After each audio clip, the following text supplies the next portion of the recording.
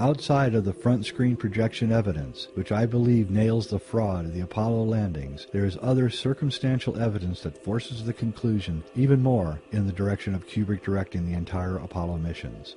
For instance, in the original release of 2001, there were many credits thanking NASA and many of the aerospace companies that worked with NASA on the moon landings. These credits have long been removed from all subsequent releases of 2001. For those of us old enough to remember, in the original credits, Kubrick thanks a vast array of military and space corporations for their help in the production. Are these the same corporations that supposedly helped NASA get the astronauts to the moon?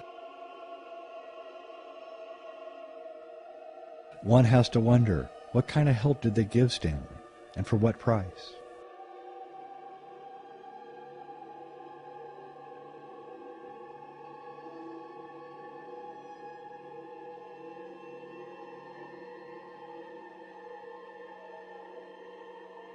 Film Wag the Dog, Dustin Hoffman plays a movie producer hired by the CIA to fake an event. His name in the movie is Stanley.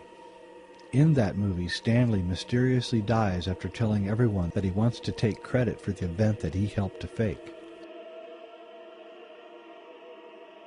Stanley Kubrick died 4 days after showing Eyes Wide Shut to the executives at Warner Brothers. It is rumored that they were very upset concerning the film. They wanted Kubrick to re-edit the film, but he refused. I personally was in France when Kubrick died and saw on French television outtakes from several scenes that were never in the finished film. And finally, Eyes Wide Shut was released on July 16, 1999. Stanley Kubrick insisted in his contract that this be the date of the release. July 16, 1999 is exactly 30 years to the day that Apollo 11 was launched.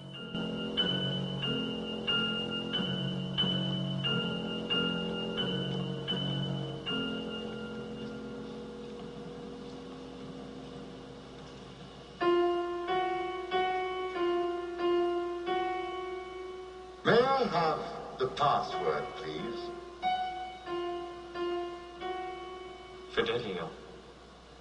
That's right, sir. That is the password for admittance. But may I ask, what is the password for the house?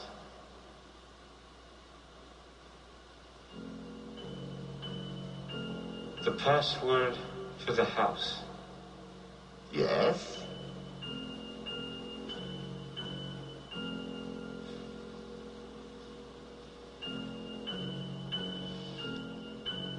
I'm sorry, Kubrick faking the Apollo moon landing for NASA is really outrageous, and surely someone would have talked, someone would have said something. You would think that Kubrick would have told somebody something. And, of course, we know he never did. Or did he?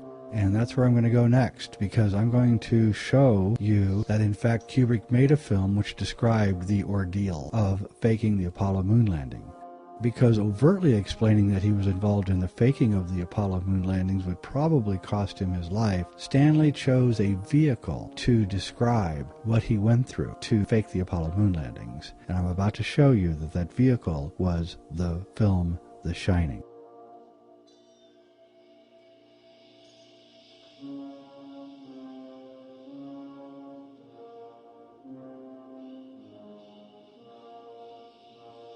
The Shining is surely Stanley Kubrick's most misunderstood masterpiece. I use the word masterpiece guardedly because I've never really thought that The Shining was a very good film. At the time, in 1980, when I first saw it, I didn't like it at all. The way that Kubrick threw out so much of Stephen King's great source material and replaced it with a lot of things that just didn't seem to make any sense really bothered me. Hopefully, before I'm finished here, you will see that it is only when Kubrick dramatically alters the script from Stephen King's novel that we can begin to understand what Stanley Kubrick is trying to tell us in his version of The Shining. It should be understood from the beginning that The Shining is Stanley Kubrick's most personal film, outside of possibly Eyes Wide Shut. Before we are done here, it will be easy to see that Stanley Kubrick was only using Stephen King's novel as a launching pad, excuse the pun, to be able to tell us a completely different story under the guise of making a film based on a best-selling novel. He did this for a very important reason, mainly to save his life. But let's not get too far ahead of ourselves. In fact, Let's start at the beginning. There are two main characters in the film, Jack Torrance, played by Jack Nicholson, and his son Danny, played by Danny Lloyd. It is important to understand here that Jack and Danny are two aspects of Stanley Kubrick himself. Jack is the practical, pragmatic guy who wants to be a great artist, and he's apparently willing to do anything to accomplish his goal of being an artist, a writer in this case. Jack, like Stanley, has black hair, he is idiosyncratic, and he even smokes the same cigarettes as Stanley, Marlboro. Danny is the other side of the great director. He is the childlike Kubrick. It is Danny who is the real artist. The Danny side of Kubrick is psychic, youthful, and sees things that no one else sees. Danny has a tendency to tell people things that should have been kept quiet.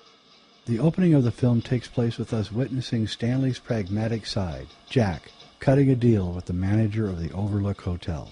The deal between Jack and the manager of the Overlook is that Jack can write, that is, create, all that he wants as long as he takes care of the Overlook. One other important point is that the manager of the Overlook tells Jack that the previous caretaker went crazy from the stress of the job and killed his wife and two girls. The manager of the Overlook Hotel, played by Barry Nelson, is wearing red, white, and blue. Jack's wife Wendy, played by Shelley Duvall, and his son Danny also wear red, white, and blue for almost the entire first hour of the film. Yeah, I guess so. What about Tony? He's looking forward to the hotel, I bet. It's a torch. Now, come on, Tony. Don't be silly. I don't want to go there, Mrs. Torch. Well, how come you don't want to go? I just don't. In this symbolic interpretation, the Overlook Hotel is America. It was built, just like the manager says, on the graves of Indians. Even when walking on the floor of the Overlook Hotel, one finds themselves trampling over various Native American symbols. The Overlook Hotel is America.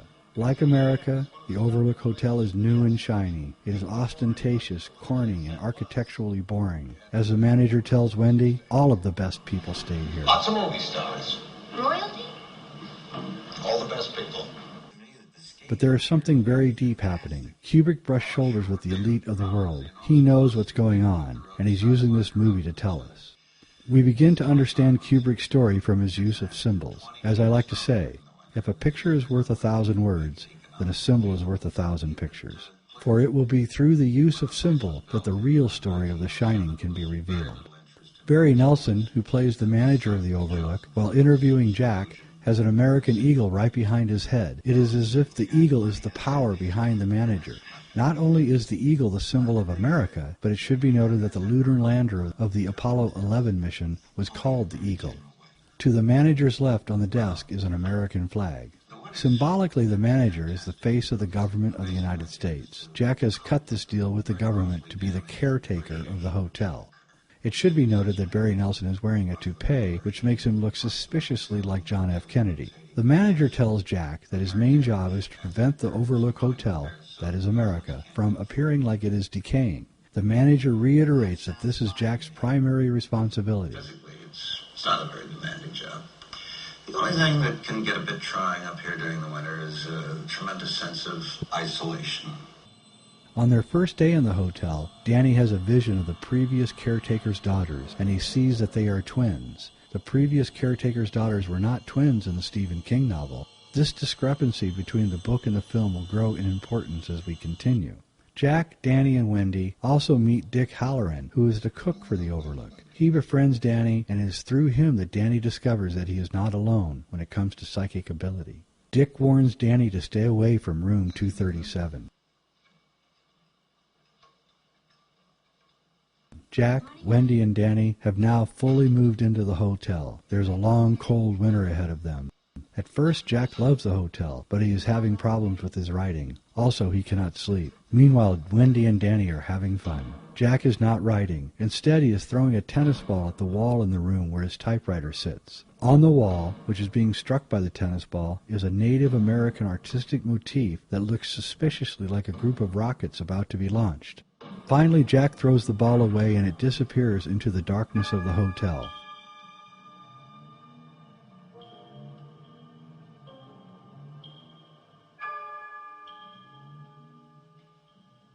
Jack walks over and looks down at the model of the maze which sits outside the hotel. He sees Wendy and Danny caught in the middle of the maze, totally unaware of the nature of the deal that he has cut with the Overlook.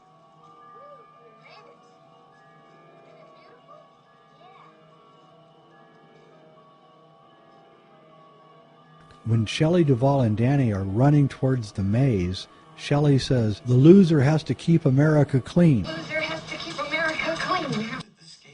Remember, Jack's job is to keep the Overlook looking like it's new, even though it's not. The Overlook is America. The loser has to keep America clean. A cold winter storm has now blown over the hotel.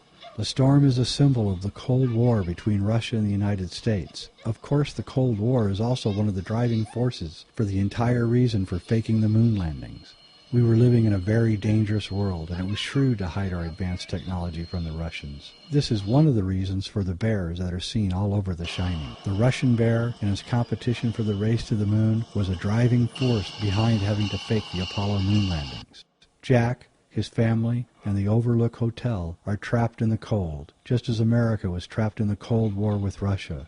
The stuffed bears seen throughout the film are symbolically representing the Soviet Union's empire, but there are other explanations for these bears, and we'll get to them later. Symbolically, the bears seen through the film are also the representation of the pressure that the Russians put on the USA to get to the moon. Because he hides. Where does he go? To my stomach. Does Tony ever tell you to do things? I don't want to talk about Tony anymore.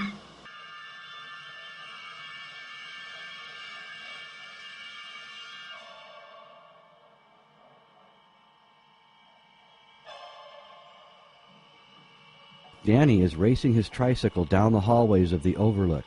Suddenly he stops and sees the twin girls at the end of the hallway.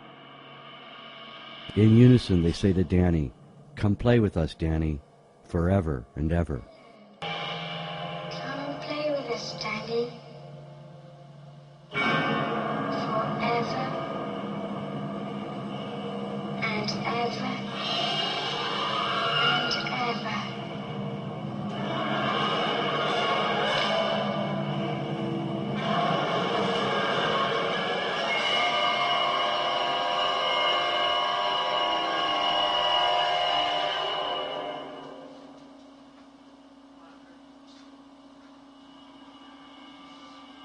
At this point in the film, we graphically discover the nature of the deal that Jack really has cut with the manager of the Overlook. It is the most crucial scene in the film.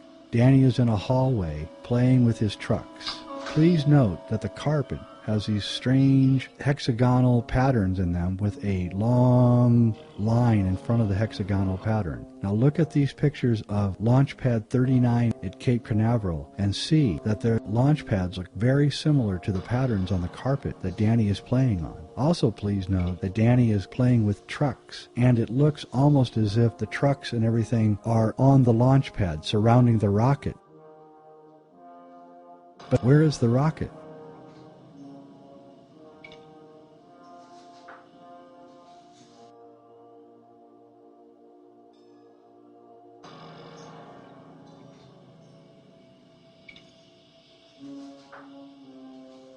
Suddenly out of nowhere, the Overlook Hotel rolls the tennis ball from nowhere, the tennis ball that Jack lost earlier. It is a gesture, and the gesture says, "Want to play?" Mystified by where the ball came from, Danny stands up, and the audience finally sees what the nature of the secret project is really about. As Danny stands up, the answer is revealed in an instant. Danny is wearing a sweater with a crudely sewn rocket pictured on the front. Above the rocket, clearly seen on Danny's sweater, are the words, Apollo 11. The audience watching the film literally sees the launch of Apollo 11 right before their eyes.